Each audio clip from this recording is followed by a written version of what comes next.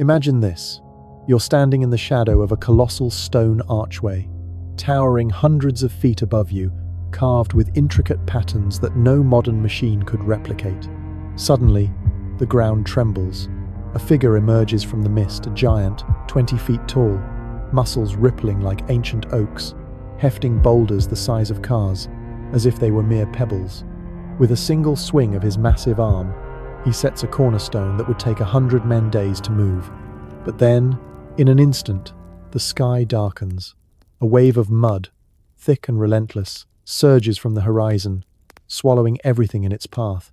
The giant roars, but it's too late. The empire vanishes beneath the flood, buried under layers of earth, forgotten by time. Or was it? What if this wasn't just a dream, but a glimpse into a hidden history? What if the world we know today is built on the ruins of something far greater, something erased on purpose? Hold on to that thought, because tonight we're diving deep into the mystery of the Tartarian Empire and the giants who might have ruled it. Why should you stick around? Because by the end of this, you might question everything you thought you knew about our past. Let's pull back from that dramatic scene and start unpacking it step by step. The idea of giants roaming the earth isn't new, it's woven into myths and legends from every corner of the globe. Think about the Bible's Goliath, a towering warrior felled by a shepherd boy with a slingshot, or the Greek Titans, massive beings who shaped the world before the gods overthrew them. Even Native American folklore speaks of red-haired giants who built enormous mounds across the landscapes of North America. But what if these weren't just stories to scare kids around campfires? What if they were echoes of a real civilization, one that spanned continents and left behind clues in the form of impossible architecture? Enter the Tartarian Empire, or Tartary, as it was sometimes called. Back in the 1700s and 1800s, maps from Europe showed this vast region stretching from the Caspian Sea all the way to the Pacific Ocean, covering what we now know as Russia, Mongolia, and parts of China. It wasn't just a blank spot on the map. It was depicted as a powerful empire with advanced cities, grand palaces, and technology that rivaled or even surpassed what the West had at the time. Old encyclopedias and travelogues described Tartaria as a land of wonders, with buildings that harnessed free energy, bells that could heal the sick, and streets lit by mysterious lights long before electricity was invented. But then, poof, by the mid-1900s, Tartaria disappears from history books. It's like someone hit the delete button on an entire civilization. Why? That's where the conspiracy kicks in. The core of this theory revolves around something called the Mud Flood. Picture this. Sometime in the 1800s, maybe around 1850 or so, a catastrophic event blankets the world in mud. Not your average rainstorm mud, but a massive, liquefied deluge that buries entire cities under feet of soil. Proponents of this idea point to evidence all around us. Ever notice how many old buildings in places like Chicago, San Francisco, or even Paris have windows and doors halfway underground? Basements that look like they were once ground floors, with ornate arches now peeking out from sidewalks? Take the famous World's Fairs in the late 1800s and early 1900s. They showcased pavilions that looked like ancient temples, built in record time and then mysteriously torn down. Were these really temporary structures, or remnants of Tartaria hastily covered up and repurposed? And here's where the giants come in. If Tartaria was this advanced empire, who built those massive structures? We're talking doorways 15 feet high, staircases with steps too big for human legs, and columns that weigh tons upon tons. In places like Baalbek in Lebanon, there's the trilithon, 3 stones each weighing over 1,000 tons, moved and placed with precision that baffles engineers today. How did primitive people do that without cranes or trucks? The theory suggests giants did it. These beings, maybe 10 to 30 feet tall, with strength to match, constructed a global network of cities connected by canals, railways, and even atmospheric energy systems. Their brains were scaled up too, leading to innovations in everything from architecture to medicine. Imagine a world where giants farmed vast fields with tools the size of tractors, or engineered rivers to power entire regions. But why giants? Well, dig into old newspapers from the 1800s. and you'll find reports of giant skeletons unearthed in America. 7-footers, 8-footers, even taller, with double rows of teeth or 6 fingers on each hand. Museums like the Smithsonian allegedly collected these bones and then they vanished. Coincidence? Or part of a cover-up? The mud flood theory ties it all together. After some great reset, maybe a natural disaster, maybe engineered by shadowy forces, the giant's world was buried. Survivors scattered, perhaps to remote places like Antarctica, where ancient maps show landmasses that shouldn't be there. Remember the Piri-Reis map from 1513? It depicts Antarctica without ice, with coastlines that match modern sonar readings. What if giants fled there, building hidden bases under the frozen tundra? Now, let's think about the implications.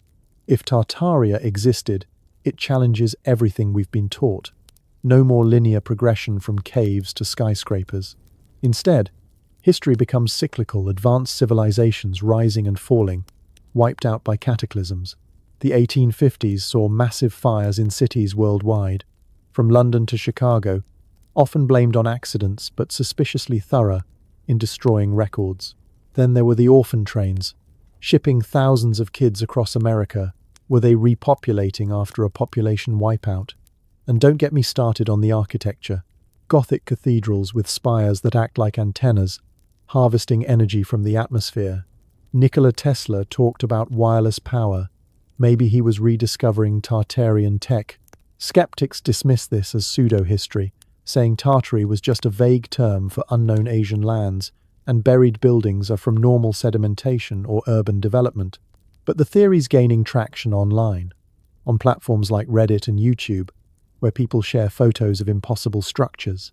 Subreddits dedicated to Tartaria have thousands of members piecing together clues. Books like The Mud Flood Hypothesis explore how this empire might have been erased to rewrite history in favor of the victors. Why hide it? Control. If we knew about free energy or giant-built tech, modern power structures, big oil, governments would crumble. As we peel back these layers, you start to see patterns. Ancient texts like the Book of Enoch describe giants called Nephilim, offspring of angels and humans, who taught forbidden knowledge before a great flood. Wait, another flood? Biblical parallels abound. Noah's Ark? The deluge? Could the mud flood be a modern echo of that? And what about Antarctica again? Expeditions in the 1930s and 40s, like Operation High Jump, returned with tales of strange encounters. Admiral Byrd allegedly flew into a hollow earth entrance there, meeting advanced beings. Giants? Tartarians? It's all connected in this web of mystery, but enough teasing, there's so much more to uncover. How did these giants live? What tech did they wield? And why the cover-up? Stick with me, and we'll explore it all in this journey through forgotten history. Oh, and if you're new here, welcome. I'm Mr. H from Mystery History for Sleep, where we dive into these enigmas with a soothing twist to help you unwind and drift off. If you enjoy unraveling these puzzles as much as I do, hit that subscribe button and ring the bell so you never miss an episode. It means the world to me, and it'll keep these stories coming your way. Now, let's ease back into the tale. Imagine waking up in a Tartarian city, the air humming with energy. As we continue, consider the global scope. Tartaria wasn't confined to Asia. Theories suggest it influenced the Americas too. Mound builders in Ohio, pyramids in Mexico, giant footprints embedded in rock in places like South Africa or Nevada. Photos from the early 1900s show excavations revealing oversized tools and weapons. One account, from 1897 in the New York Times, described a 12-foot skeleton found in Wisconsin. Where are those bones now? Locked away, perhaps, to preserve the narrative that humans evolved slowly from apes, not descended from or coexisting with giants. The mud flood itself, evidence points to liquefied soil from massive electromagnetic events or even directed energy weapons. Buildings partially buried, with upper stories intact but lower ones filled with mud.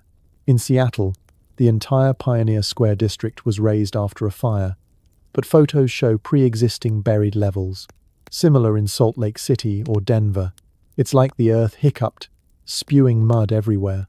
Climate records from the 1810s show unusual volcanic activity, like Tambora in 1815, causing the year without a summer. But was it natural or manipulated? Tying back to giants, their size would explain the scale. Doors in Egyptian temples 20 feet tall, statues in India depicting beings of immense stature. Hindu epics like the Mahabharata describe flying machines and weapons of mass destruction tech from a giant age. If Tartaria harnessed this, no wonder it was suppressed. Imagine free energy grids powering the world without wires, as seen in old photos of star forts that look like circuit boards from above. Perhaps internal wars, or external forces jealous of their power. The mud flood descends, a reset button pressed by unseen hands. Today, we live in the aftermath, scraps of their legacy poking through the veil. And there you have it, the hook into the enigma of Tartaria and its giant inhabitants. But this is just the beginning. Let's step right into the heart of it, the birth of the Tartarian Empire, a colossal realm that, according to these hidden histories, emerged from the mists of time like a titan awakening from slumber. Imagine a world centuries ago, perhaps as far back as the 1400s or even earlier, where scattered tribes and ancient knowledge converged across the vast steppes of Asia. This wasn't some small kingdom scraping by. No, Tartaria burst onto the scene as a sprawling superpower, stretching from the edges of Europe all the way to the Pacific shores, encompassing lands we now call Russia, Mongolia, Siberia, and beyond. It wasn't born from conquest alone, but from a fusion of advanced technologies and a race of beings who towered over ordinary men giants, with bodies built like mountains and minds sharp as forged steel. These weren't the stuff of fairy tales. They were the architects of an empire that redefined what civilization could be, harnessing energies we can only dream of today. Picture the origins unfolding in the 1500s, when maps started marking Great Tartary as this enigmatic domain, a place where nomads and scholars alike tapped into forgotten wisdom from even older eras. Old cartographers like those from the Dutch Golden Age sketched it out as a unified empire, not the fragmented territories history books feed us now. But dig deeper, and you find whispers of something more profound, a cataclysmic event that predated its rise, maybe a previous reset of the world that left survivors these giants to rebuild. Theories suggest they descended from ancient bloodlines, perhaps the Nephilim of biblical lore, or the Anunnaki from Sumerian tablets, beings who walked the earth when continents were still shifting. With heights ranging from 10 to 30 feet, their sheer size demanded a world scale to match. Their strength? Unimaginable. A single giant could lift stones weighing thousands of pounds, stacking them into fortresses and temples that still stand today, baffling modern engineers. As Tartaria took shape, it grew into a behemoth of an empire, covering millions of square miles. By the 1600s, it dominated trade routes that linked east and west, far outpacing the Silk Road in sophistication. Caravans didn't just carry silk and spices. They transported ideas, inventions, and energies harvested from the atmosphere itself.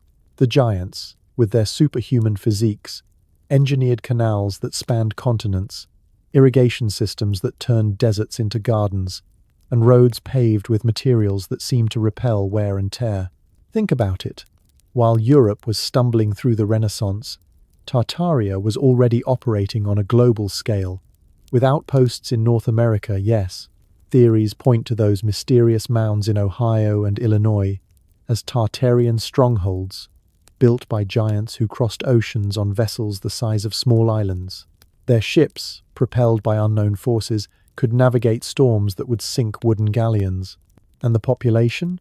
Not just a handful of these colossal folk, but entire societies where giants led, perhaps intermingling with smaller humans who served in roles suited to their stature. What made Tartaria's scale so mind-blowing was its integration of technology that feels almost alien today. These giants didn't rely on brute force alone. Their brains, proportionally larger, allowed for intellectual leaps in engineering and science. They developed free energy systems, drawing power from the Earth's magnetic fields through massive antennas disguised as spires and domes. Old photos from the 1800s show buildings with intricate copper wiring and globes that glowed without fuel remnants, some say, of Tartarian tech hastily repurposed after the empire's fall. Cities like those buried under modern Moscow or Beijing were hubs of innovation, with streets wide enough for giant strides and buildings soaring hundreds of feet, constructed without the mortar we use now. The architecture featured harmonic designs that resonated with natural frequencies, perhaps even healing the body or amplifying thought.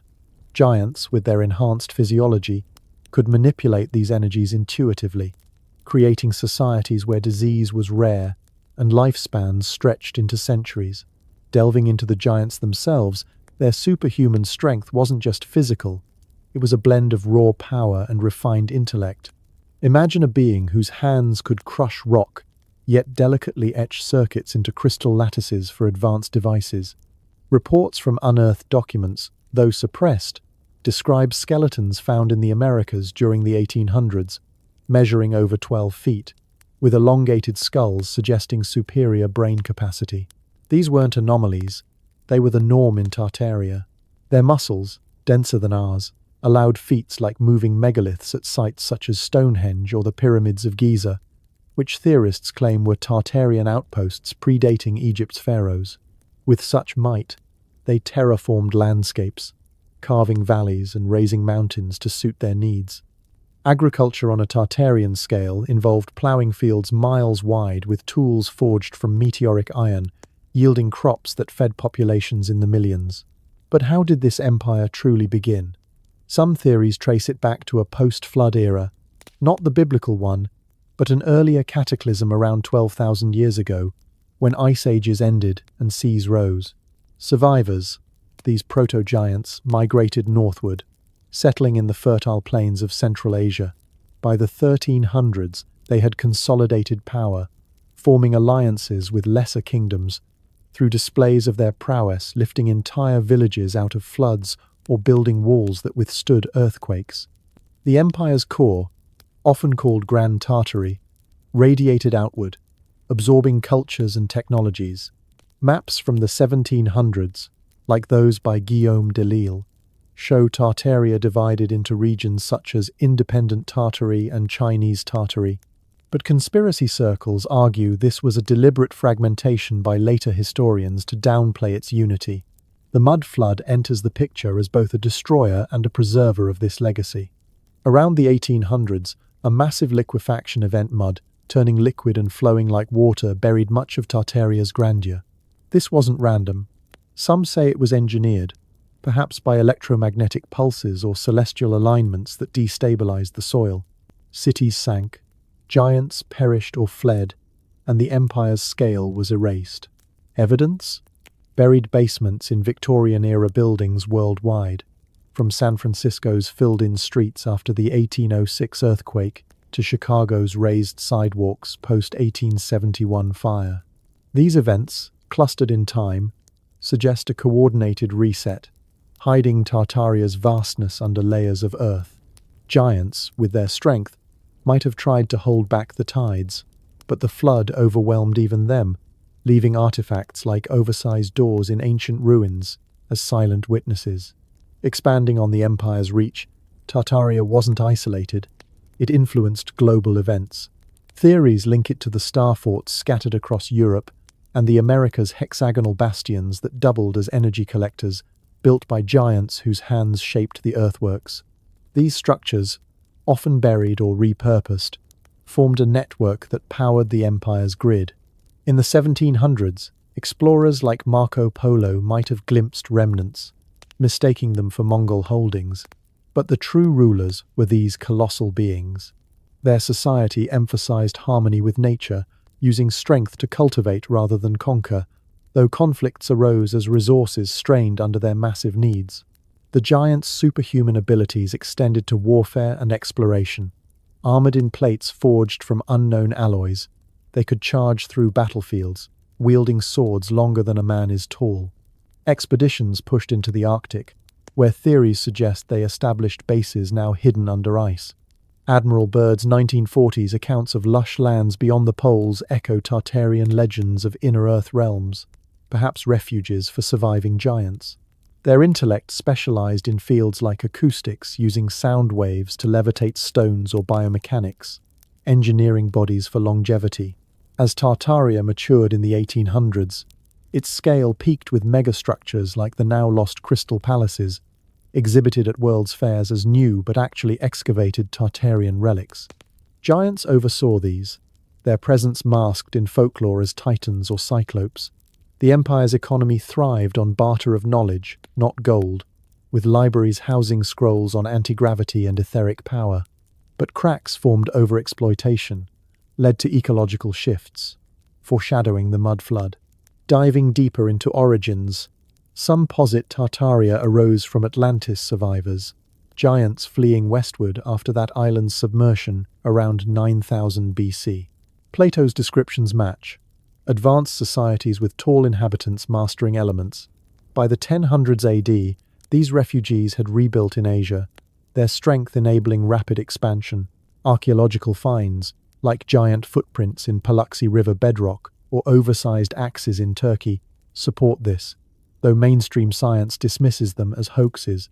The empire's governance was decentralized yet unified, with giant councils deciding fates from mountaintop citadels. Their superhuman endurance allowed sleepless vigils, pondering stars for navigation tech rivaling GPS. Socially, they integrated humans as allies, teaching crafts scaled down for smaller hands. This symbiosis fueled growth, but tensions brewed as giants' appetites strained supplies. In terms of infrastructure, Tartaria's roads were Marvel's straight lines cutting through terrain, some still visible as Roman viae but predating them. Giants paved them with resonant stones, perhaps for sonic levitation transport. Canals like those in Venice or Amsterdam were Tartarian prototypes, expanded for massive barges. Cities featured underground networks, safe from floods until the big one hit. The mud flood's role in Tartaria's narrative can't be overstated. Around 1850, mud waves engulfed lowlands, burying evidence. Survivors' tales morphed into myths, while powers that be rewrote maps, erasing Tartary by 1900. Giants, if any escaped, might lurk in remote areas, their strength now legend. Reflecting on scale, Tartaria dwarfed Rome or Persia, its influence touching Australia with aboriginal stories of giant beings. Petroglyphs depict tall figures building with ease, aligning with theories of global Tartarian presence. Ultimately, the birth and magnitude of this empire, powered by giants of extraordinary might, paint a picture of lost glory. Before we drift onward, tell me in the comments, where are you tuning in from tonight? A quiet suburb in Melbourne, a high-rise in Tokyo, or perhaps a cabin under the northern lights? And what hour does your clock show as these ancient rhythms reach you? Midnight oil burning, or the soft glow of dawn? Your corner of the dome matters. Share it, and let's map this mystery together. Close your eyes for a moment, and let your mind wander to a crisp dawn breaking over a horizon dotted with spires that pierce the clouds like fingers reaching for the stars. In this world of Tartaria, the air hums with an invisible pulse, a rhythm that syncs with the heartbeat of the giants who call it home. No grand proclamations here, just a quiet invitation to step into their everyday rhythm, where the ordinary blurs into the extraordinary. What would it feel like to awaken in a home not built for mere mortals, but for beings whose very presence reshapes the landscape? Start with the homes themselves, these colossal abodes that weren't just shelters, but living extensions of the giant's ingenuity. Picture a dwelling carved from seamless stone, doors swinging open on hinges forged from alloys that never rust, wide enough for a giant to stride through without stooping maybe 15 feet across, with thresholds elevated to keep out the elements. Inside, rooms sprawl like caverns, ceilings vaulted high to accommodate their towering frames, adorned with murals that shift colors under certain lights, almost as if alive. These weren't slapped together with hammers and nails, no, the giants blended brute force with precise intellect, using sound waves to levitate blocks into place, harmonizing frequencies that bonded materials at a molecular level. A family of giants might gather around a central hearth that draws heat not from wood, but from geothermal vents tapped deep into the earth, channeled through crystal conduits that amplify warmth without smoke or flame. It's the kind of setup that makes you wonder, did they intuit these designs from the planet's own whispers, Or was it passed down from even older kin? As the sun climbs higher, daily routines unfold with a grace that defies their size. A giant rising at first light might stretch limbs that could uproot trees, then head to communal gardens where crops tower like forests, ears of corn as tall as a man, fruits plump enough to feed a dozen in one bite. Farming wasn't toil. It was a symphony of strength and strategy. With hands that could till soil in furrows wide as rivers, they employed biomechanical tools, perhaps living vines engineered to weed themselves or irrigation systems that pulled moisture from the air, using dew collectors shaped like massive funnels. Their intellect shone here, specializing in genetic tweaks that made plants resilient, yielding bounties that sustained their massive appetites without stripping the land bare.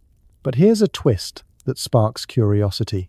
What if these methods involved subtle energies, like orgone accumulators that vitalized seeds, drawing from the ether to boost growth?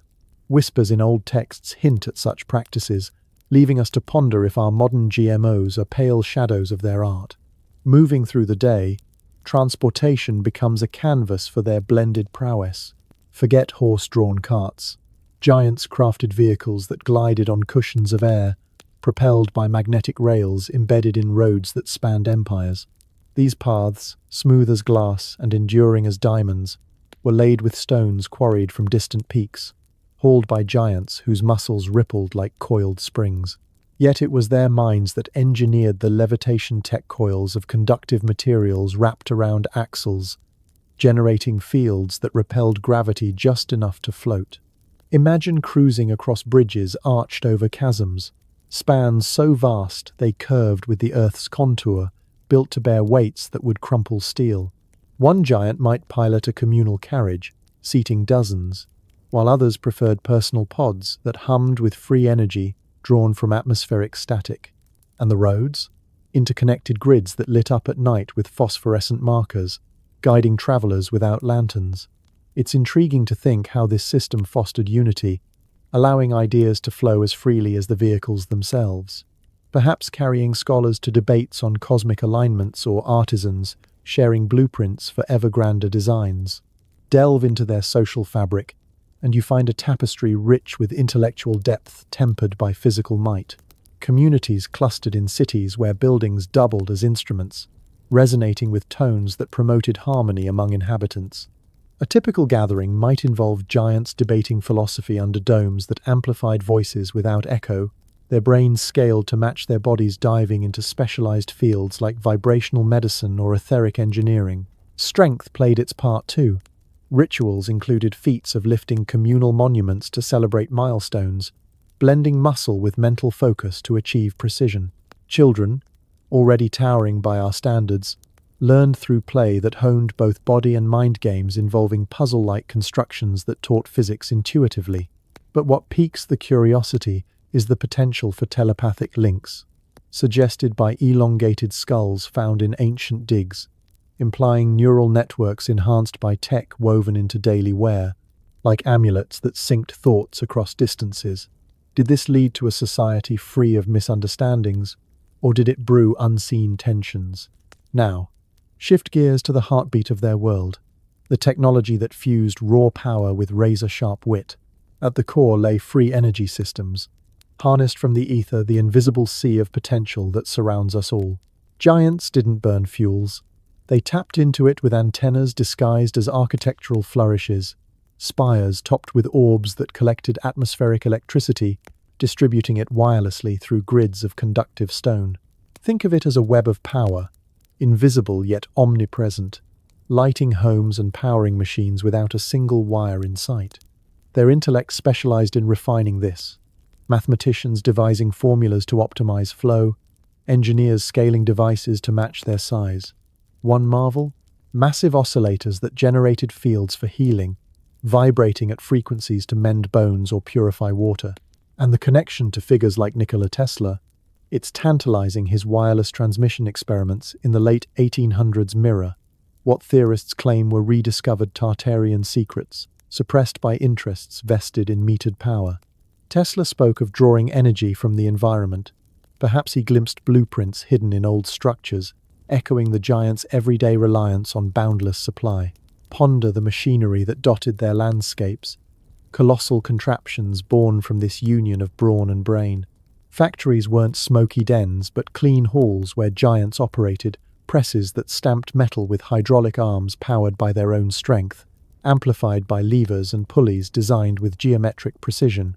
Intellectual specialization shone in inventions like automated looms, weaving fabrics from fibers engineered for durability, or mills grinding grains with rotary systems that harnessed wind and water in tandem.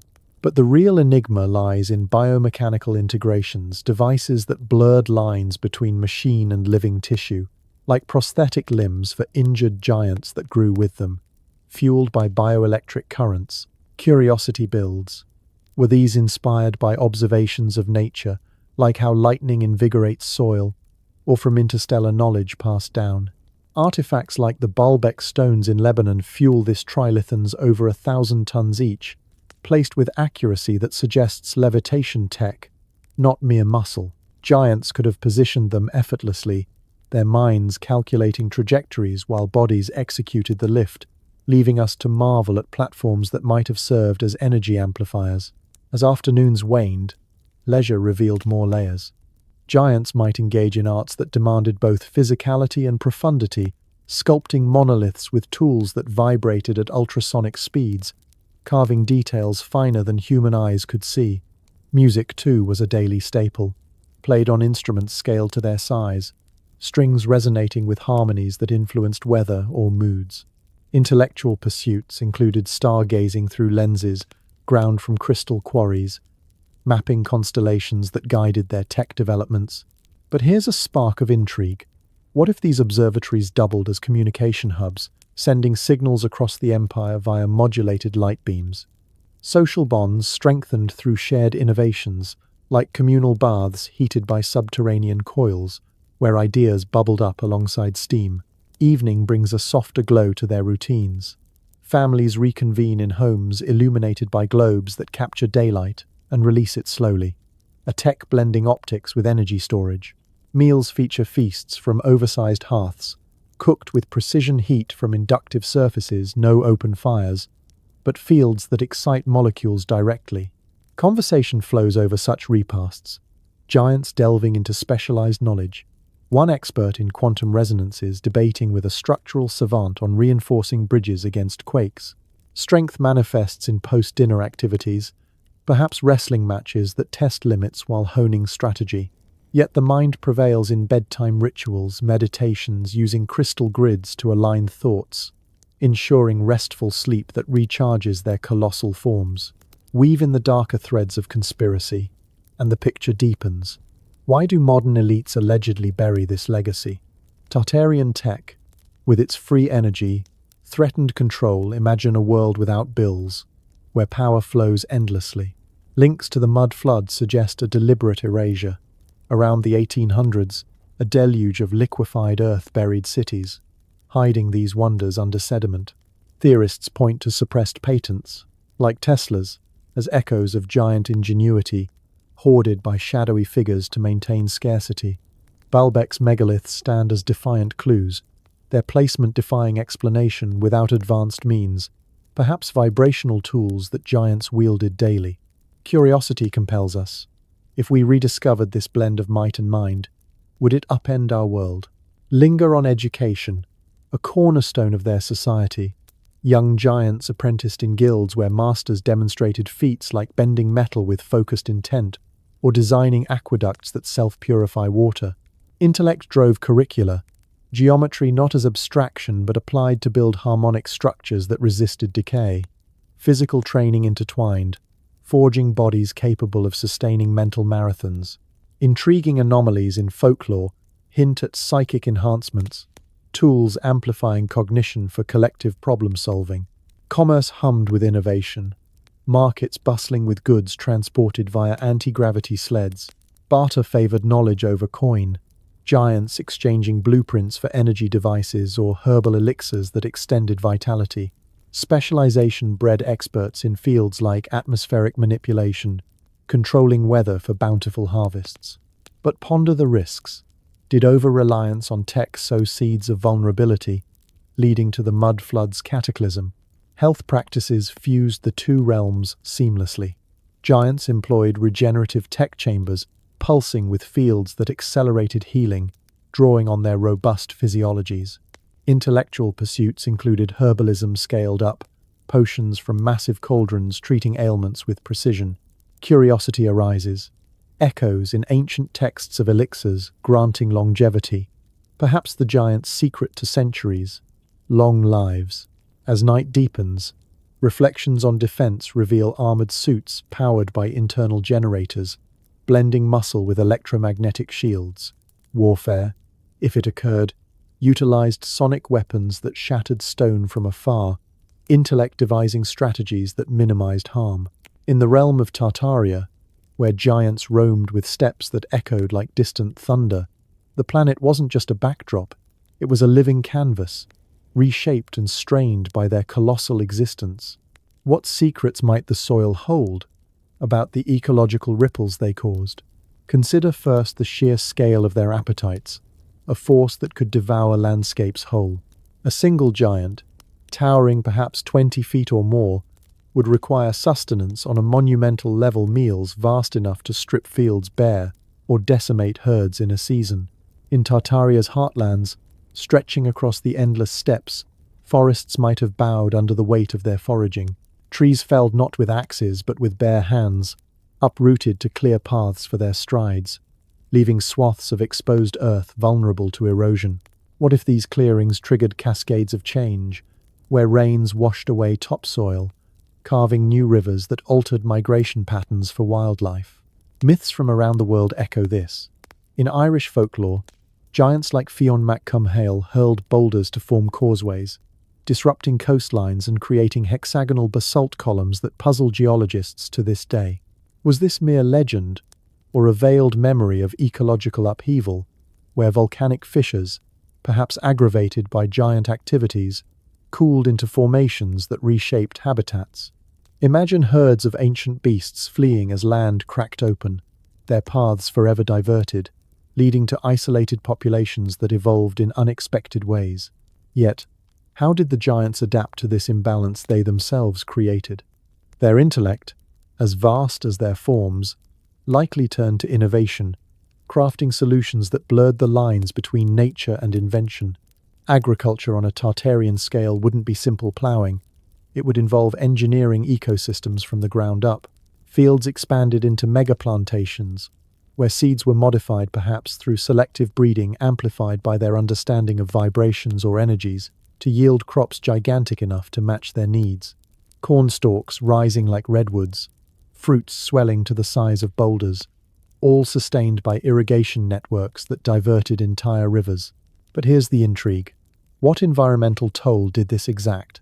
Rivers rerouted could dry up downstream wetlands, starving species of water and fostering deserts where oases once bloomed. Conspiracy whispers suggest these adaptations included biomechanical tweaks, infusing plants with resilient traits borrowed from minerals or even animal genetics, creating hybrid flora that absorbed toxins from overworked soil. Did they cultivate glowing fungi to light nocturnal harvests, altering nocturnal ecosystems where predators and prey shifted behaviors under perpetual twilight? Ponder the forests, those ancient lungs of the planet, and how giants might have harvested them like gardens.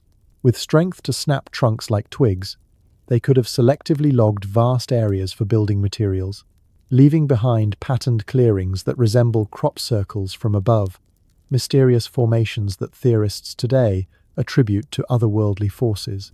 But what if these were giant-made, designed to promote regrowth in controlled bursts? The imbalance creeps in subtly. Rapid deforestation, accelerating soil degradation, inviting invasive species to thrive in the voids.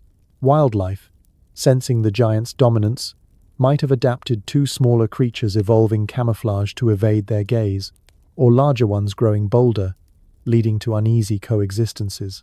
Envision wolves' packs swelling in number to hunt the giant's livestock, only to be countered by barriers of resonant stones that hummed warnings. This dance of adaptation raises questions. Did the giant's presence accelerate evolution, forcing species to mutate faster, or did it sow seeds of extinction for those unable to keep pace? Shift your gaze to the waterways, rivers, and oceans that vein the earth, and feel the undercurrents of change. Giants, needing immense quantities of water, might have dammed streams with boulders stacked like children's blocks, creating reservoirs that flooded valleys and birthed new lakes. Ecological fallout? Fish populations displaced, spawning grounds submerged, leading to booms in algae or declines in migratory birds. Yet, in their wisdom, they could have engineered aquatic farms breeding fish in enclosed basins, enhanced with mineral infusions for growth acceleration.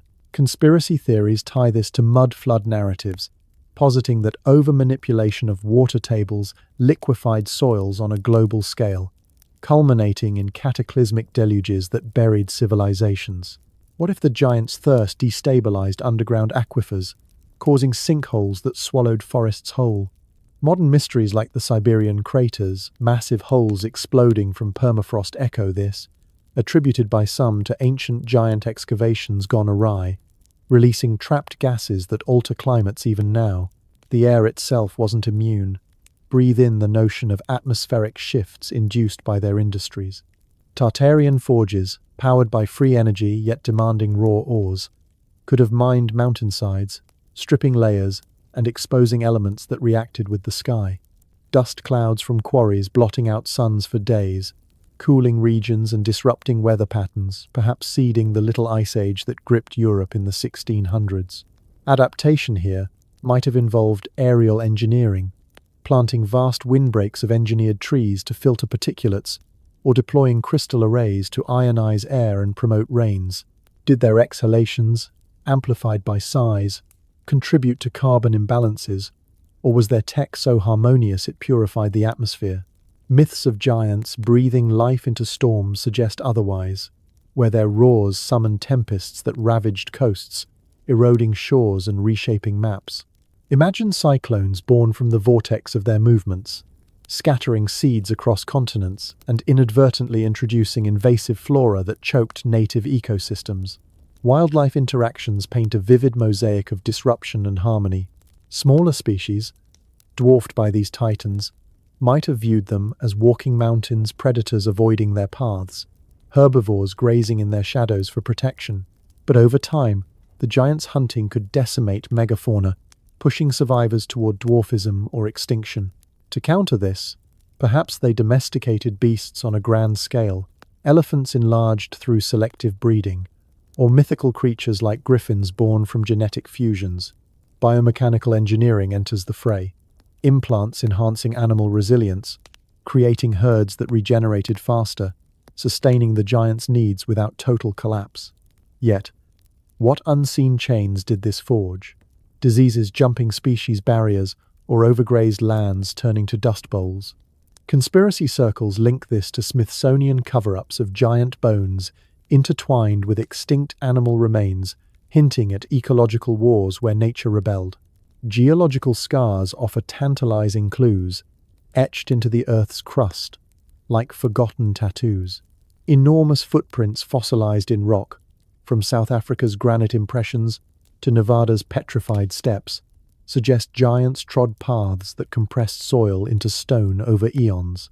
These could be natural pareidolia, but theorists argue they're evidence of weighty beings altering terrain, compacting Earth so densely it resisted erosion, forming plateaus or canyons. Volcanic sites like Devil's Postpile in California, with columnar basalt mirroring Giant's Causeway, whisper of giants channeling lava flows for barriers, disrupting magma chambers and triggering quakes that reshaped continents. Adaptation? They might have stabilized faults with embedded resonators, harmonizing vibrations to prevent total ruin. But the imbalance persisted, seismic activity spiking, tsunamis flooding lowlands, forcing coastal ecosystems to retreat inland. Underground realms beckon next, where giants delve deep for resources, hollowing caverns that echoed with their labors. Mines vast as cities, extracting crystals for energy tech, could collapse aquifers or release subterranean gases, poisoning springs and sterilizing soils above. Ecological rebound might involve bioluminescent fungi, cultivated to reclaim barren depths, fostering new life in darkness. Yet the reset theories swirl. mud floods as planetary purges, liquefying overexploited lands to bury the evidence of imbalance. What if the Earth, weary of the strain, orchestrated its own cataclysm, a great equalizer washing away the giants' footprints? Biodiversity's fate under their shadow intrigues endlessly. Species diversification, accelerated by giant interventions introducing foreign flora via trade routes, cross-pollinating ecosystems into hybrids that thrived or failed spectacularly, forests evolving thornier defenses against their plucking hands, or flowers blooming larger to attract pollinators disrupted by their winds. But overconsumption loomed. Vast herds culled for hides and meat, tipping predator-prey ratios into chaos. Adaptation through genetic engineering, whispers of labs where giants spliced traits, birthing resilient beasts that roamed freer, restoring balances artificially. Myths of world trees uprooted by giants suggest arboreal apocalypses, where falling colossi crushed habitats, only for new growth to emerge mutated. Climatic echoes resonate still, in polar shifts or anomalous weather logged in ancient annals. Giants' megastructures, harnessing winds, might have altered jet streams, cooling poles, or warming tropics unnaturally. The mud flood as climax, a deluge born from melted glaciers, perhaps hastened by their atmospheric tinkering.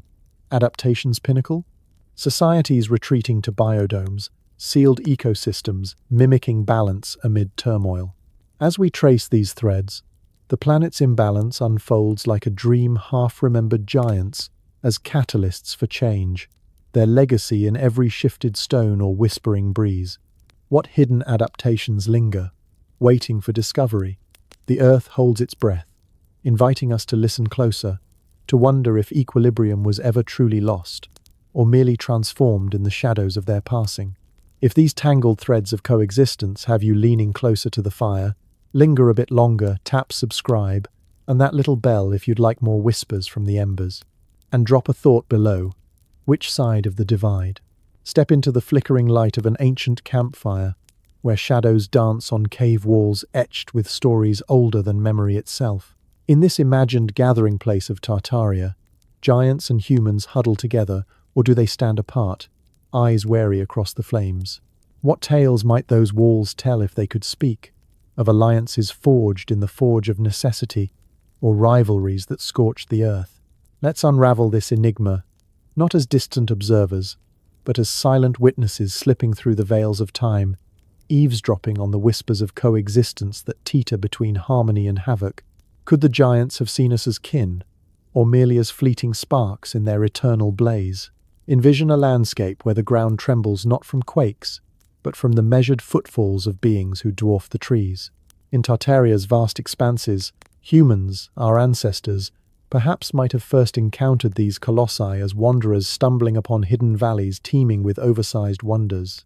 Folklore from across cultures paints vivid scenes.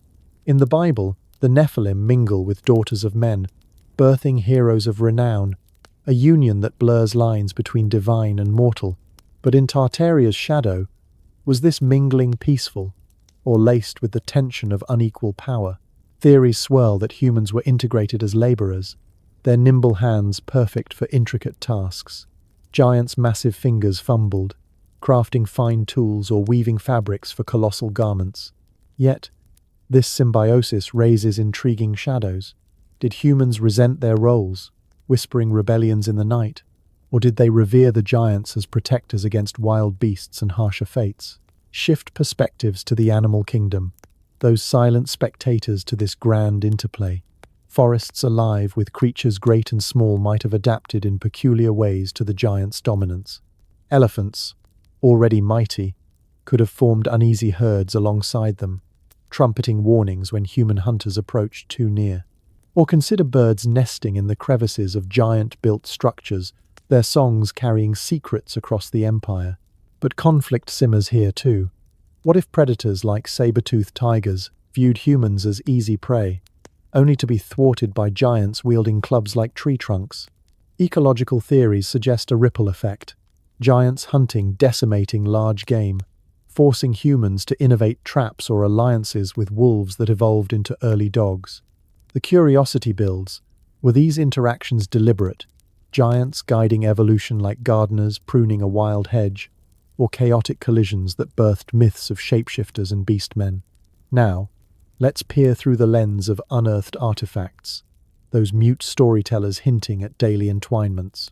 Ancient petroglyphs in places like the American Southwest depict tall figures towering over smaller ones, hands joined in what could be trade or tribute. In Tartarian lore, such scenes might illustrate marketplaces where humans bartered grains for giant forged metals, fostering economies that blended scales. Peaceful, right? But zoom in closer.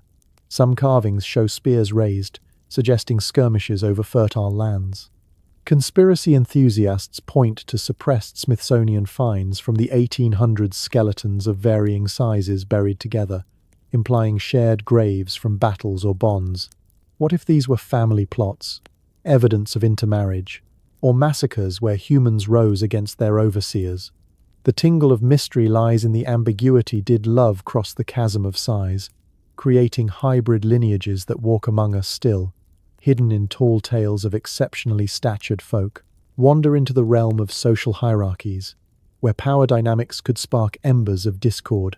Giants, with their superhuman might, likely held sway as rulers or guardians, humans as subjects or allies in a feudal-like system.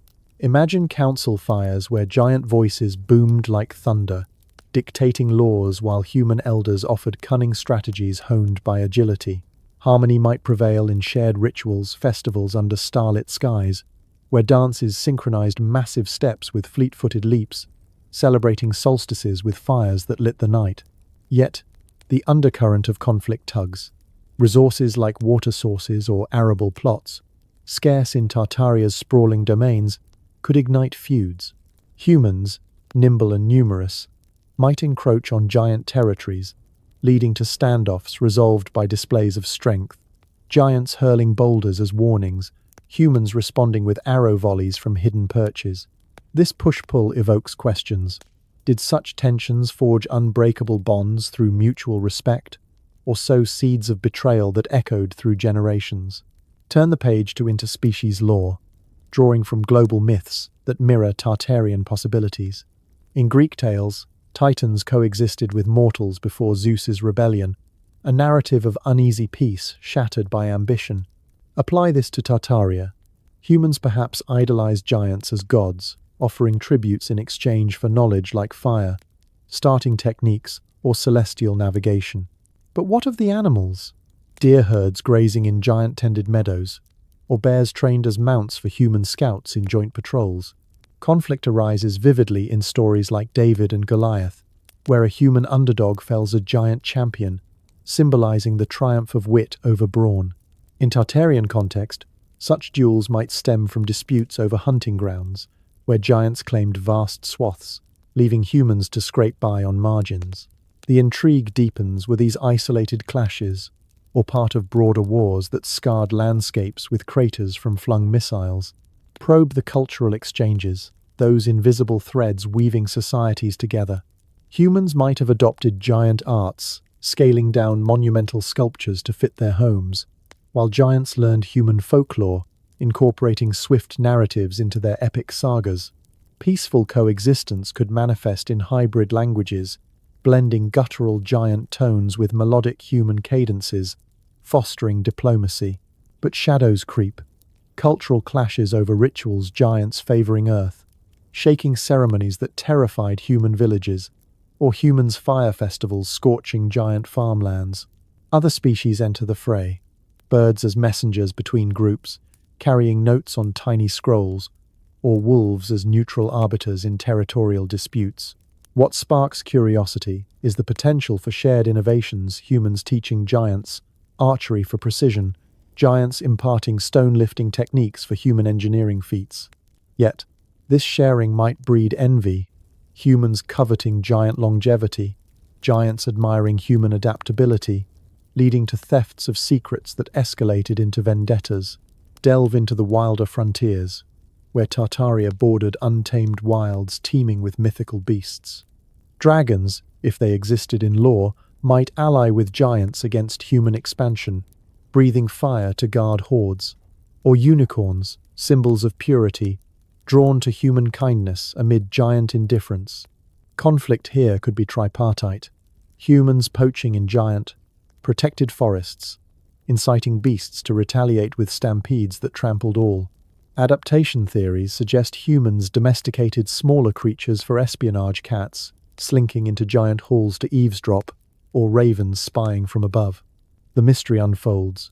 Did such alliances tip balances, creating ecosystems where species evolved codependently, or did they fracture into chaos, with giants wielding beasts as weapons in sieges against human strongholds?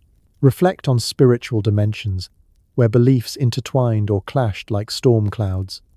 Giants might worship cosmic forces, their altars atop mountains, while humans revered ancestral spirits in hidden groves.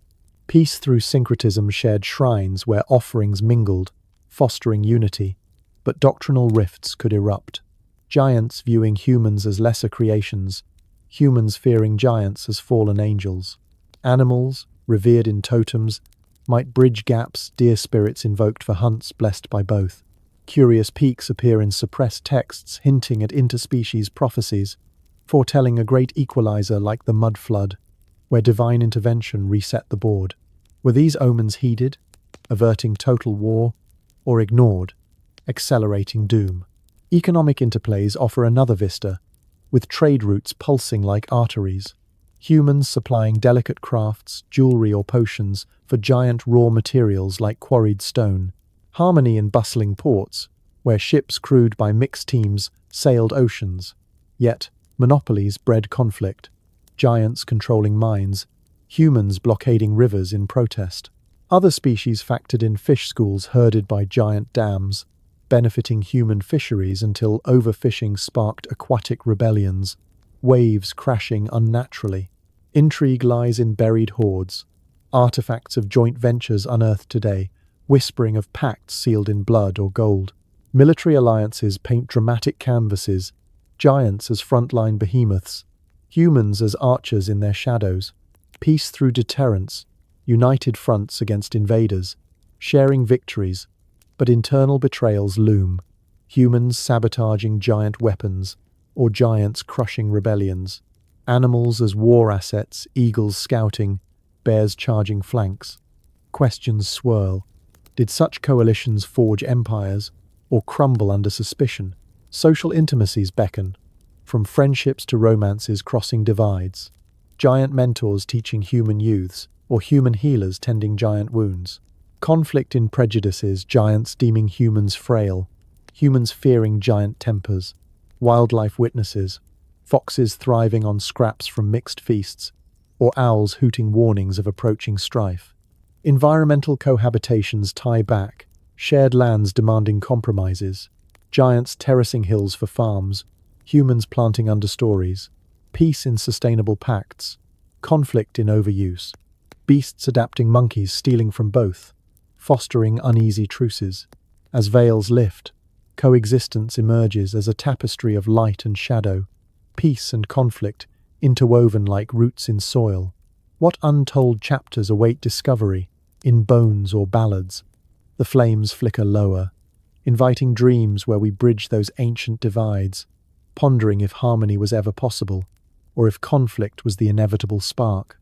Echoes of thunderous clashes reverberate through the annals of forgotten epochs, where the ground itself bears witness to battles that reshaped continents. In the shadowed chronicles of Tartaria, wars among the giants weren't mere skirmishes, they were cataclysms that scarred the planet, birthing mountains and swallowing seas. What fury drove these colossal beings to turn against their kin, and how did their conflicts etch permanent wounds into the Earth's hide? Begin at the crust's surface, where modern maps hide the true topography of turmoil. Theories whisper that the Grand Canyon, that vast chasm slicing through Arizona, isn't solely the work of patient rivers, but a remnant of giant warfare, immense weapons cleaving the land in a single, devastating stroke. Picture giants wielding clubs forged from meteoric iron, swinging with force enough to fracture bedrock, sending shockwaves that rippled outward like tsunamis in stone. Geological anomalies support this intrigue. The canyon's layered walls expose eons of upheaval, with unexplained angular unconformities where rock formations meet at odd angles, as if violently disrupted. Could these be the aftershocks of battles over territorial dominance, where rival clans of giants vied for control of fertile valleys? The curiosity mounts what artifacts might lie buried in those depths, oversized spearheads, or shattered shields that could rewrite our understanding of prehistory. Deeper still, volcanic craters dot the globe like pockmarks from celestial artillery, but in Tartarian lore, they stem from earthly infernos ignited by giant ingenuity gone awry. Hawaiian calderas or Iceland's fissures might trace back to underground forges where giants smelted weapons on a scale that overheated magma chambers, triggering eruptions that blanketed skies in ash. Myths align here. The Greek Titans, imprisoned in Tartarus after warring with Olympians, mirror these subterranean struggles, their roars manifesting as quakes. Envision a giant armory exploding, lava spewing forth to carve new landscapes, entombing combatants in obsidian tombs. But the tingle of mystery lies in modern echoes, Mount Street, Helen's eruptions revealing ancient scars beneath, conduits for magma perhaps widened by prehistoric blasts. Did giants harness geothermal fury as weapons, directing flows to engulf enemy strongholds, forever altering regional geology? Venture into the lore of the Nephilim, those biblical behemoths whose wars allegedly predated humanity's dominance. Described as offspring of fallen angels and mortal women, these giants clashed in fratricidal bloodbaths, their conflicts so devastating that divine intervention, the Great Flood, was summoned to cleanse the earth. In Tartarian expansion, such infighting might have erupted over resource hoards, vast mineral veins, or sacred energy sites. Weapons scaled to their stature, swords longer than trees, catapults hurling boulders miles afar, would gouge valleys, forming features like the Rift Valley in Africa, a massive scar theorists link to ancient rifts. What if these battles involved sonic armaments, vibrations shattering mountains into rubble, explaining anomalous boulder fields in places like Devil's Postpile?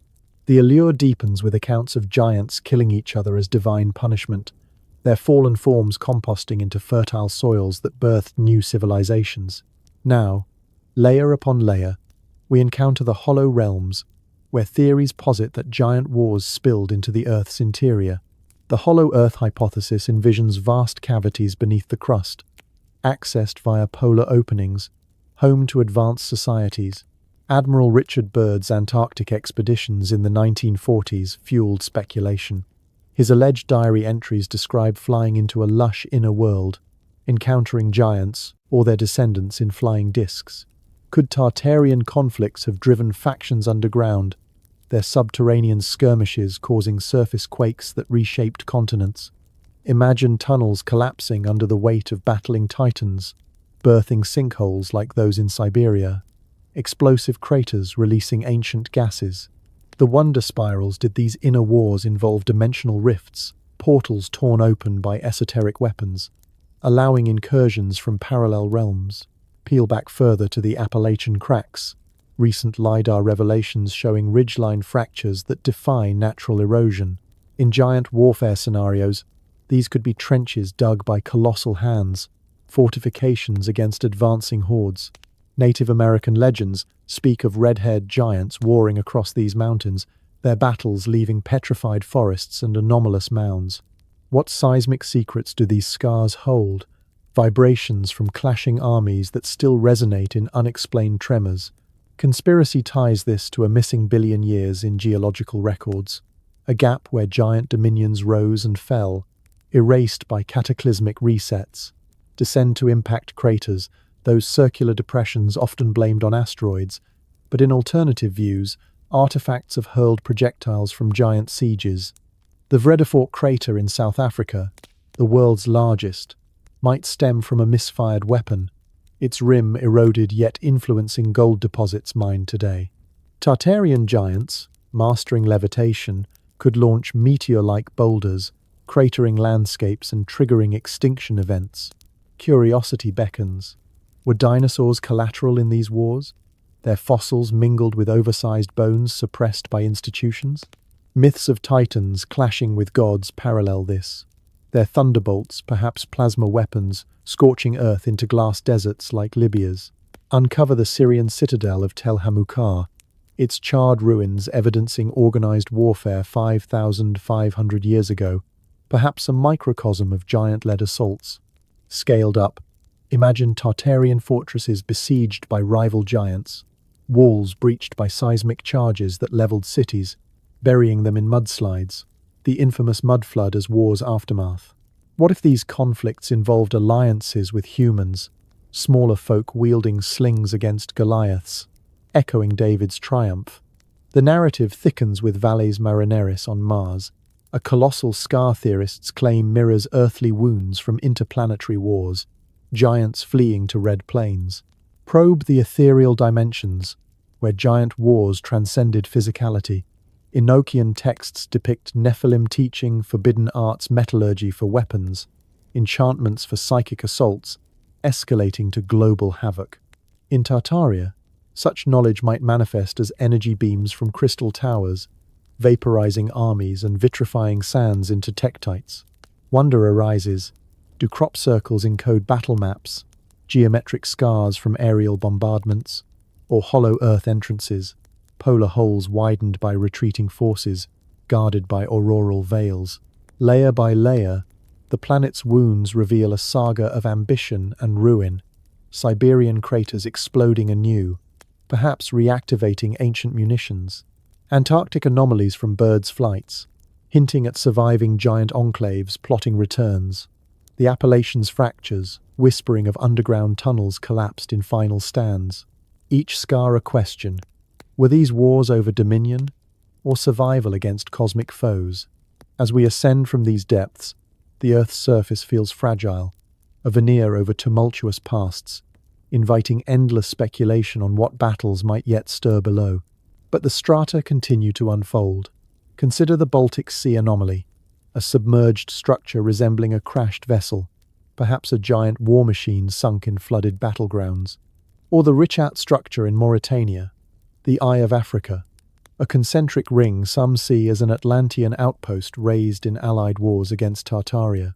Giant conflicts could explain petrified forests in Arizona, trees snapped like matchsticks by shock waves, myths of Irish giants hurling land masses to form islands align, their feuds birthing archipelagos, elites concealing these histories to mask inherited tech from giant arsenals. Nuclear-like vitrification at Mohenjo-Daro, ancient Pakistan, suggests plasma weapons deployed in proxy wars. Hollow Earth as refuge, inner suns illuminating vast battlefields where giants evolved further. Birds' encounters, dismissed as fiction, describe harmonious inner giants, survivors of surface annihilation. Did these wars end civilizations, or seed our own?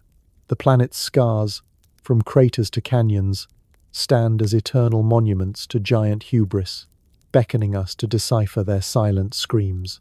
What revelations await in the next unearthed stratum? A weapon or a truce? Pause here with me for a breath. What patch of Earth are you listening from right now? A rainy window in Dublin, a balcony overlooking Rio, or maybe a desert tent under diamond skies?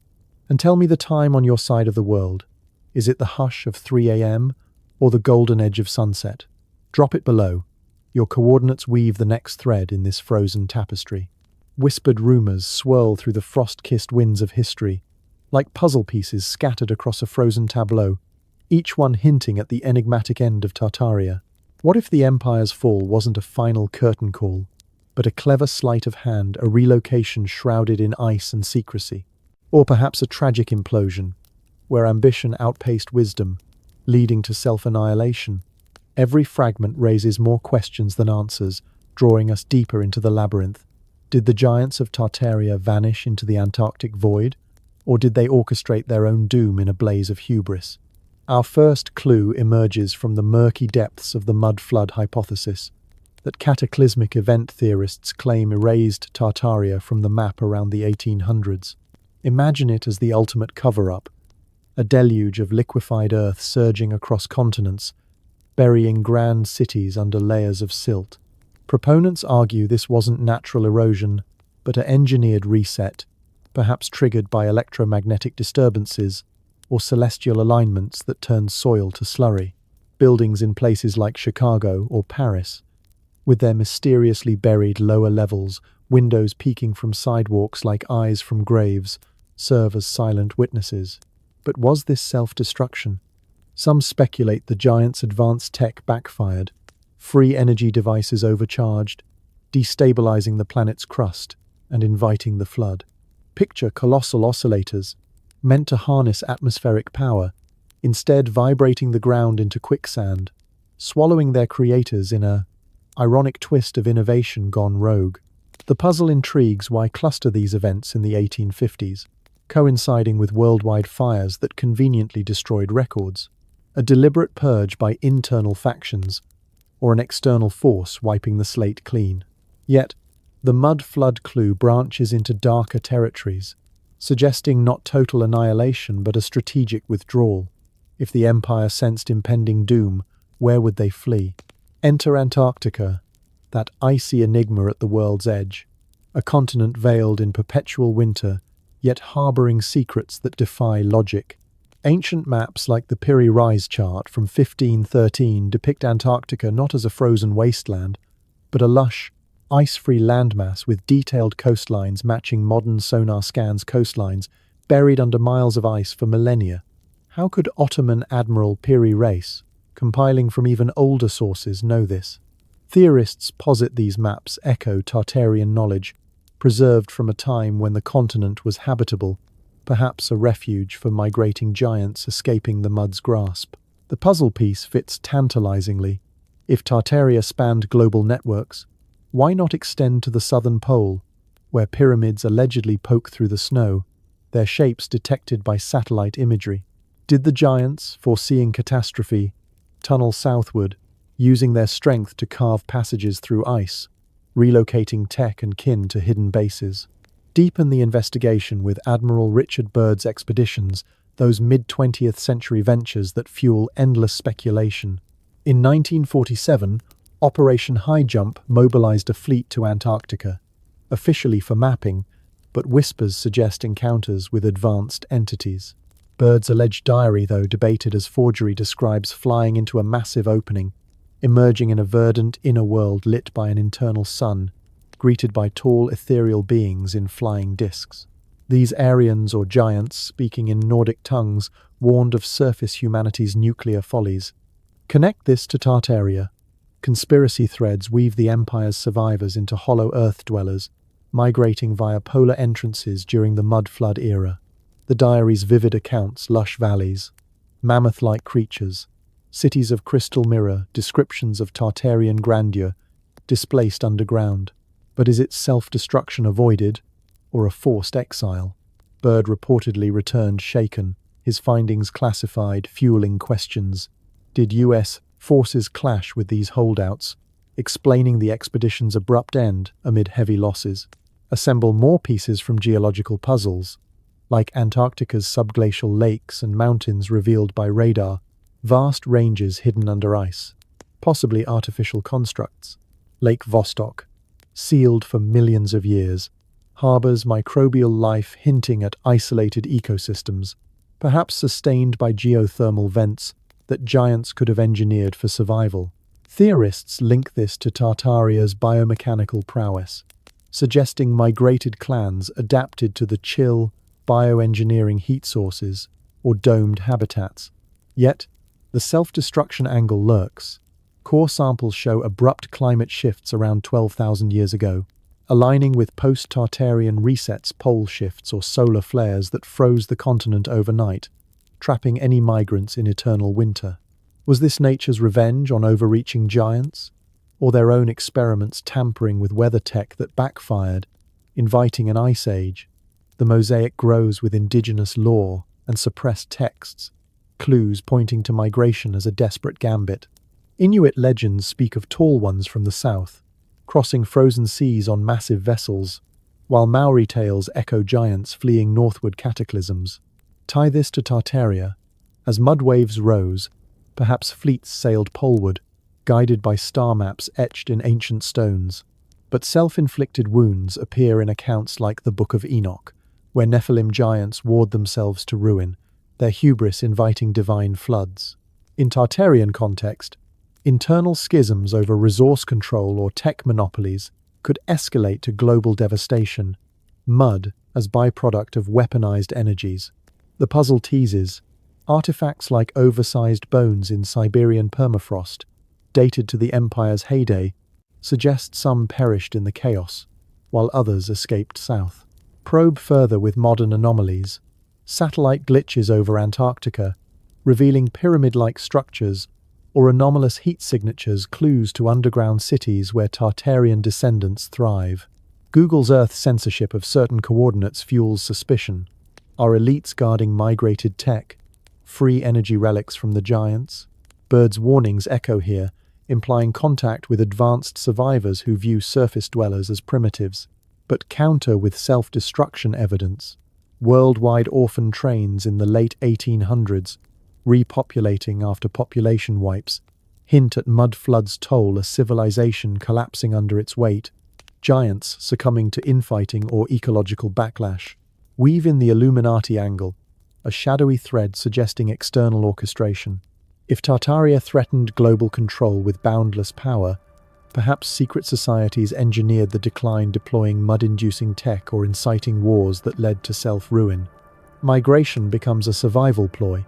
Giants retreating to Antarctica's hollow realms, accessed via birds' described portals, to regroup in 5D harmonics.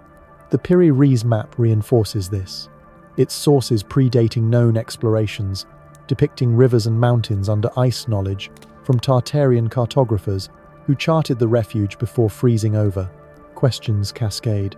Did they thrive there, evolving into the beings Bird met, or perish in isolation, their empire a frozen tomb? Examine climatic clues. Ice cores revealing sudden methane spikes around the mud flood era, possibly from destabilized permafrost. Giants' mining operations collapsing, releasing gases that amplified warming then abrupt cooling. Self-destruction via environmental hubris, or a cover for migration, staging disasters to fake extinction while slipping south. Antarctic expeditions post-Bird, like 1958's nuclear tests, whisper of efforts to seal entrances, preventing returns. The puzzle's edges sharpen with hollow Earth theories, positing Tartaria as gatekeepers to inner worlds, their decline a retreat inward. Bird's flight logs, if authentic, describe a paradise where giants rule, their tech sustaining eternal spring, a perfect haven from surface floods. But internal betrayal looms, factions sabotaging each other, leading to partial annihilation and exodus. Global myths add hues. Hindu epics of asuras fleeing underground after wars, paralleling Tartarian giants, burrowing to Antarctic cores. Self-ruin in overexploitation, ecosystems collapsing under their needs. Mud as nature's backlash. Satellite data teases more. Anomalous magnetic fields over Antarctica, perhaps from buried Tartarian devices. Migration success? Or frozen failure? Bodies preserved in ice like Otzi, awaiting thaw. As pieces align, the mosaic depicts a dual fate. Self-destruction for some, migration for survivors. Birds' encounters suggest living legacies, while mud layers hide the fallen. The ultimate riddle.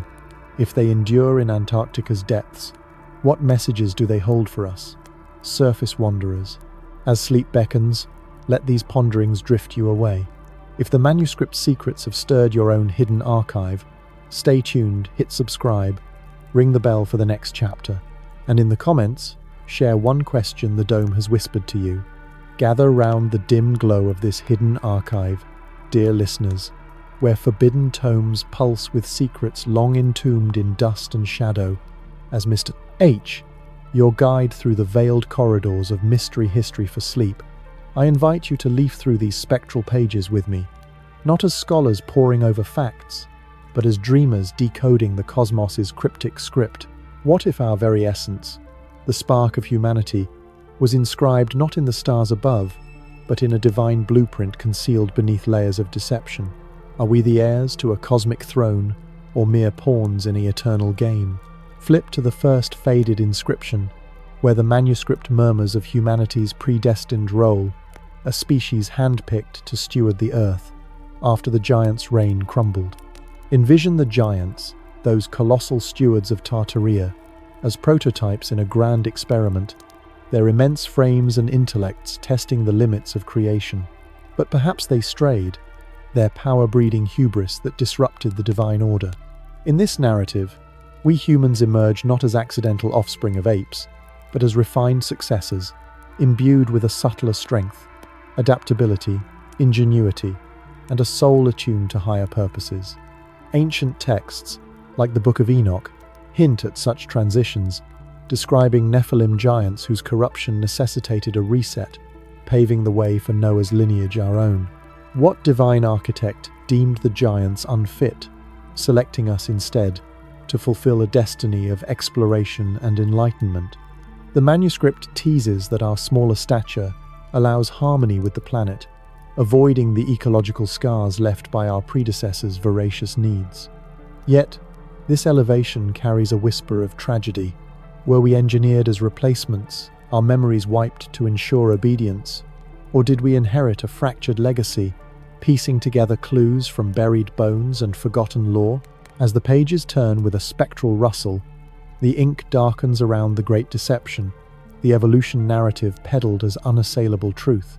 Here, the manuscript exposes it as a cleverly woven fable, spun by elites to obscure our divine spark.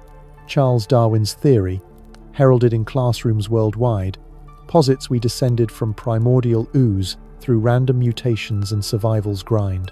But probe deeper, and cracks appear, fossil records with gaping missing links, where transitional forms evade discovery, suggesting not gradual change but abrupt insertions. The manuscript posits this as intentional misdirection, a hoax to sever us from godly origins, replacing creation's wonder with mechanistic drudgery. Why? Control. If we're mere evolved animals, dust-bound and insignificant, we're easier to herd, our spirits dimmed against rebellion. Illuminati whispers echo through these lines, shadowy cabals like those traced to Bavarian origins in the 1700s, allegedly masterminding this veil. They propagate the monkey myth, insisting we clambered from trees, while suppressing evidence of advanced ancient intellects, giants whose tech rivals our own. Imagine schoolbooks rewritten post-mud flood, erasing Tartarian grandeur to install a linear history of progress, all under the guise of science. The curiosity beckons. What artifacts, locked in Smithsonian vaults, depict humans coexisting with giants, debunking the evolutionary timeline?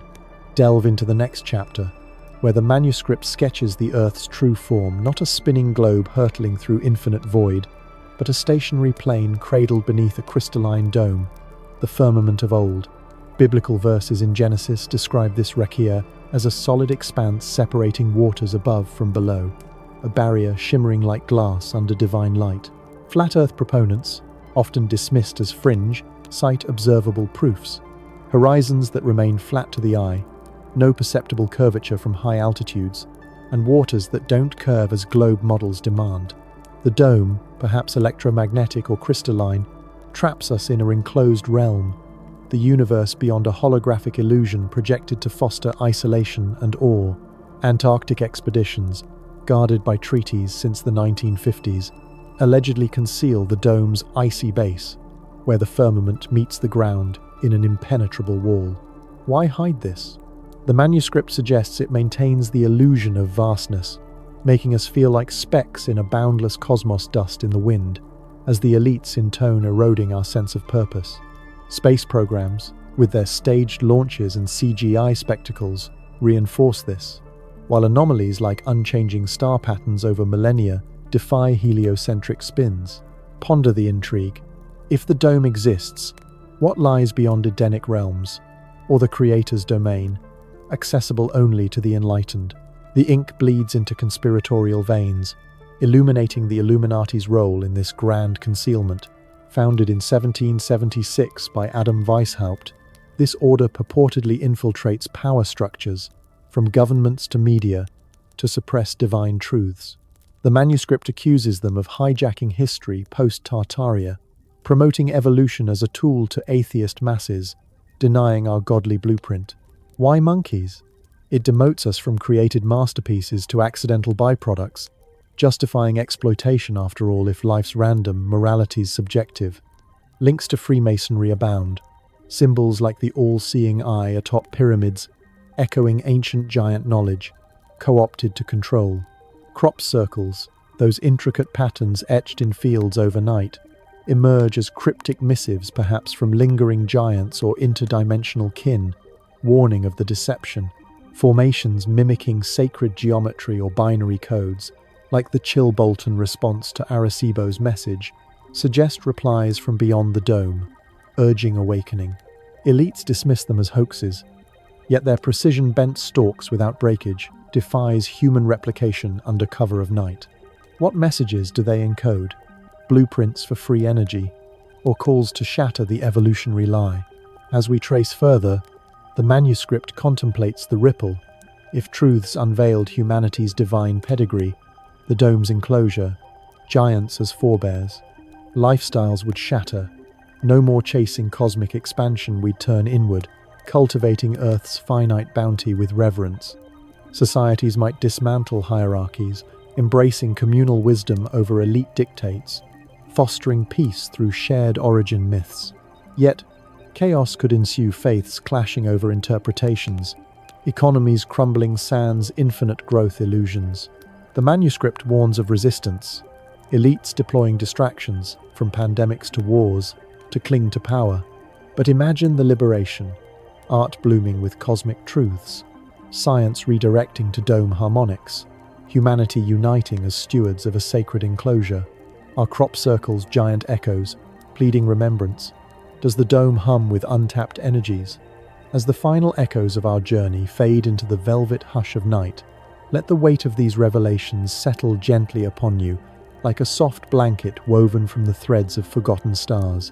We have wandered together through the colossal halls of Tartaria, brushed fingertips against the buried spires of giants, felt the tremor of their wars in the bones of the earth, and glimpsed the icy vales of Antarctica where survivors might still whisper ancient songs.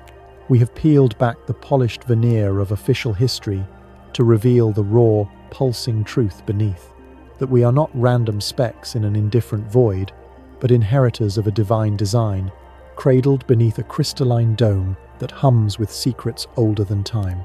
The mud has settled, the fires have cooled, yet the questions remain warm, embers glowing in the dark, inviting you to dream deeper. Take a slow breath now, and let it carry you back to the very beginning of our tale. Remember the colossal archway rising from the mist, the giant silhouette against a sky that cracked open with mud and mystery. That image was no mere flourish, it was a doorway, and you, dear listener, have stepped through it. You have walked the buried boulevards of Tartarian cities, felt the pulse of free energy coursing through stone veins, tasted the salt of ecological imbalance on the wind. You have stood at the edge of canyons, carved by titanic fury, peered into volcanic throats that once roared with war, and traced the frozen fingerprints of a people who may yet live beneath the southern ice. Each revelation was a stepping stone across the river of amnesia, leading you to the far bank where the dome gleams silent, eternal, and utterly real. Now, as the clock edges toward the witching hour, pause with me here on this quiet shore.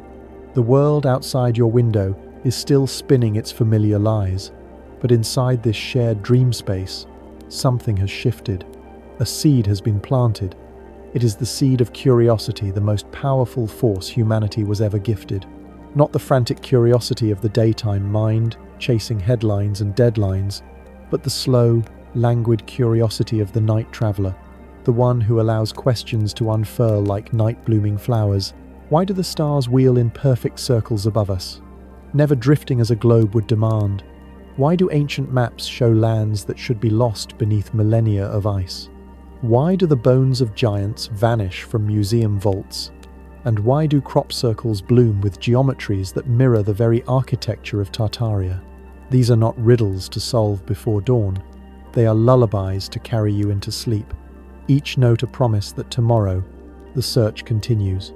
And oh, how I hope you will continue it, not alone in the sterile glow of screens, but here with me, with this community of midnight explorers who gather under the banner of mystery history for sleep. We are a fellowship of the curious, the dreamers, the ones who refuse to swallow the bitter pill of that's just how it is. We are the ones who notice the buried windows in old photographs, who feel the hum in cathedral stones, who sense the dome's subtle curve in the way sunlight bends at golden hour. You belong here. Your voice, your insights, your wildest theories, they are the fuel that keeps this lantern burning. So here is my gentle invitation, spoken not as a shout, but as a whisper across the pillow. If this journey has stirred something in you, a flicker of wonder, a tug at the edges of certainty, then linger with us a moment longer. Press that subscribe button, not out of obligation, but as a quiet vow to yourself. Asterisk, I will not forget what I have seen tonight. Asterisk. Tap the bell so that each new episode arrives like a soft knock at the door of your dreams, ready to guide you further into the labyrinth. And when you do, leave a trace of your passage in the comments below. Tell us, which clue resonated most? The Piri Reis map? The buried basements? The crop circles spelling secrets in wheat? Or was it the dome itself, that shimmering ceiling we have all unknowingly lived beneath? Your words are breadcrumbs for the next traveler, and together we map the unseen. But for now, the hour grows late, and the archive's lamps dim to embers. The giants sleep beneath their blankets of mud and ice. The dome above us gleams with starlight that is not distant, but close enough to touch, if only we reach far enough in our dreams.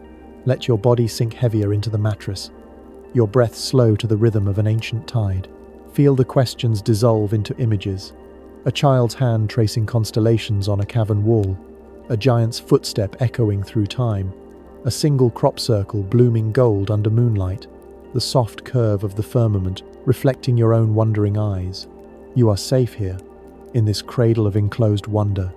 The elites may spin their tales of infinite space and monkey ancestors, but you know the taste of truth now. It is sweet, like honey from a hidden hive. Carry it with you into slumber. Let it nourish the dreams where you walk among the Tartarians, where the dome parts like curtains, where the giants turn and smile, recognizing in you the spark they were meant to pass on. And when morning comes, with its coffee and commotion, let a fragment of this night remain a quiet knowing behind your eyes. The world will try to drown it in noise, but you will hear the whisper beneath. Asterisk. Remember. Question. Dream. Asterisk.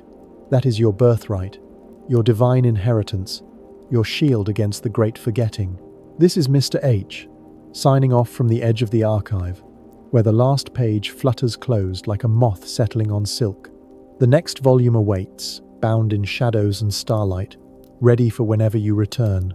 Until then, drift into the arms of sleep, where the dome is not a prison but a lantern, where the giants are not gone but waiting, where you are not small but infinite. Good night, fellow traveler. May your dreams be vast, even beneath the dome. May you wake with the taste of mystery on your tongue and the quiet courage to seek more. Sleep well. The truth is dreaming with you.